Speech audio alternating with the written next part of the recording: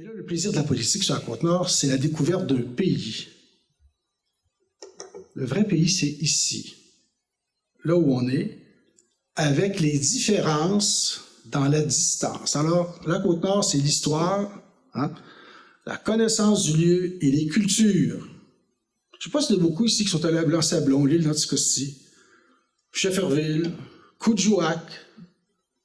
Moi, quand j'étais député, j'avais ça comme comté. Alors, quand on prenait l'avion à Montréal pour aller faire un tour à Coudjouac chez les Inuits, qui ne sont pas des Indiens, c'est une autre affaire, on appelait ça les Esquimaux à l'époque. Là, j'ai dit les Indiens, mais pour moi, c'est affectif, voyez-vous. Normalement, il faut dire autochtone, des choses du genre. Mais quand j'explique ça souvent, je dis d'abord que c'était l'acte des sauvages.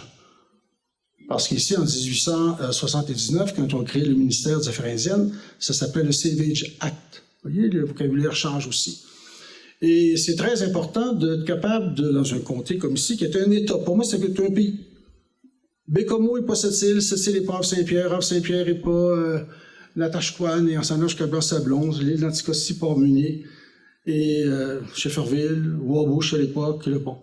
Alors, voyez-vous, quand vous êtes ici au collège, là, vous êtes les descendants de vrais bâtisseurs.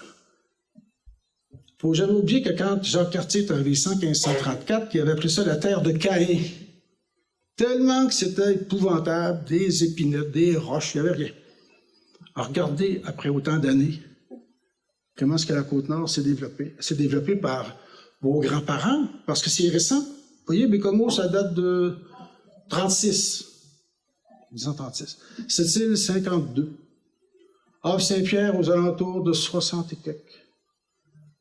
Et Havre-Saint-Pierre, il ne faut jamais oublier que Havre-Saint-Pierre est rendu sur la Lune. Parce que la mine de titane qui est là, les pattes du LEM, quand ça a atterri en 69 sur la Lune, les pattes sont faites avec le titane de Havre-Saint-Pierre. Et c'était la terre de Caïn. Alors regardez Manic 5 ici à côté. On peut bien voir les pyramides d'Égypte, mais qui a créé Manic 5? L'architecture, toute la question technique, technologique qui est là-dedans. Des fois, on passe à côté, je pense que vous l'avez déjà survolé, la petite mer intérieure qui est là. C'est fabuleux, ça a tout été fait en français. Ça, c'est nous autres qui l'avons fait, c'est pas les autres. On n'en parle pas. On a souvent tendance à minimiser ce qu'on est. Et moi, ce que j'ai aimé dans mon parcours politique sur la Côte-Nord, c'était chez nous. J'avais fait ma 7e année à l'école Gamache à Sept-Îles. J'ai fait mon classique ici, on appelait ça Autrive à l'époque. Et après ça, c'était Québec. Mais par la politique, j'ai pu parcourir tout ça. Première fois qu'on vous dit d'aller faire un tour à Coudjouac, dans votre comté, il faut prendre l'avion à Montréal, Nord-Air. Il ne peut pas partir de Québec, ou de Québec ou encore de Sept-Îles.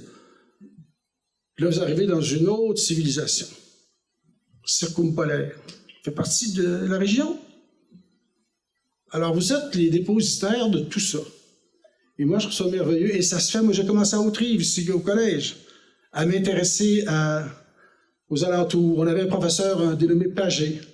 Chaque été, il partait avec sa vieille Volkswagen, il allait au Mexique, je ne sais pas trop quoi. Puis quand il revenait avec ses diapositives, il nous montrait ses voyages. Jean Lheureux, le théâtre, c'était Jean Lheureux qui était ici. Bon. Et c'est ça qui fait qu'avec le temps, on se rend compte de la qualité, et de la valeur et de l'importance, pas juste de la connaissance, mais des gens qui nous ont entourés, qui étaient passionnés de quelque chose. Vous savez, quelqu'un qui est très connaissant, qui n'est pas passionné, c'est ennuyant comme la peste, on n'écoute pas ça. Bon. Alors, mais quelqu'un qui en sait minimalement, là, puis qui est capable de transférer à ses étudiants ou aux gens qui l'entourent une qualité pour dire d'aller plus loin. Il faut toujours aller plus loin. Et la Côte-Nord, c'est vraiment un pays où on est allé très loin. Puis c'est pas fini. Vous allez avoir un débat là, de société avec les terres rares. Toutes ces questions-là de GES. Toute la question maintenant de l'avenir des batteries. Puis il y a bien d'autres minéraux qui sont aux alentours de Shefferville, Sept-Îles et ici en haut de Bécomo. Ça va être votre job de surveiller ça. Puis comme citoyen, et là, la philosophie est intéressante. C'est-à-dire le bien, le mal, les bonnes choses, l'avenir, la démocratie. La démocratie, c'est un mot qui a l'air éculé au possible. Alors, regardez ce qui se passe aux États-Unis. Très fragile. Et ça, vous avez un mandat de surveiller ça, pour vous assurer que ça va être bonifié. Regardez ce qui se passe avec l'Ukraine. Regardez en France comment c'est compliqué dans le Parlement. Regardez la Russie, la Chine. Ça, c'est tous nous autres, ça. Alors, on n'est pas... Vous savez, le Québec, c'est en Amérique du Nord. Puis l'Amérique du Nord, par rapport à l'Europe, par rapport aux autres pays, on a notre place. Il faut juste la prendre. Puis ça commence ici. Ça commence vraiment ici. Des fois, on dit ça, moi je vous le dis comme témoin, parce que j'ai fait ça en 61. J'étais secrétaire parlementaire aux Affaires indiennes, les conseils des ministres, j'étais sous-ministre pendant 10 ans à Québec. Pas grand monde à qui je parlais, qui savait de quoi je parlais quand je parlais de la Côte-Nord. Il n'y a pas grand monde qui savait c'était quoi les Indiens. Je dis les Indiens, mais il faut dire autochtones. Alors, il n'y a pas grand monde. Puis je vais dire une chose, les Autochtones, dans le moment, là, sont exactement où était le Québec des années 60, sont dans leur révolution tranquille. Ça veut dire quoi?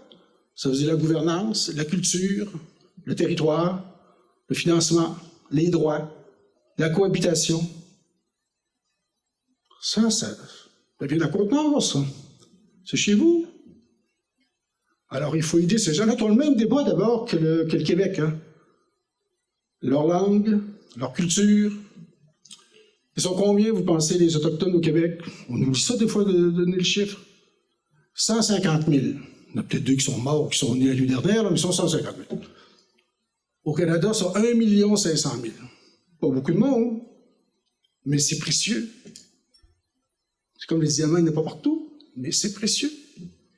Alors, il faut s'entraider. La musique, mes amis de Cache-Tienne, ils jouaient sur la basse Côte-Nord, personne s'en occupait. Poup, tout le ramené à Québec, fait des enregistrements, puis c'est devenu une musique extraordinaire, une jeunesse, Claude McKenzie et compagnie. Ça vient d'ici, mais pas d'ailleurs, ça vient d'ici. Gilles Vigneault, ça vient d'ici. Il y en a combien d'autres, les artistes? Alors moi, je me dis, des fois, on oublie, parce qu'on regarde très très loin, en pensant qu'on n'a rien chez nous, ce qui n'est pas vrai. Déjà, vous autres, vous êtes l'importance de l'avenir pour la côte. Dépendamment, vous allez aller, revenir, votre contribution ailleurs. Ça, je tenais à vous dire ça parce que moi, c'est le même que je l'ai vécu et ça m'a été bien rendu.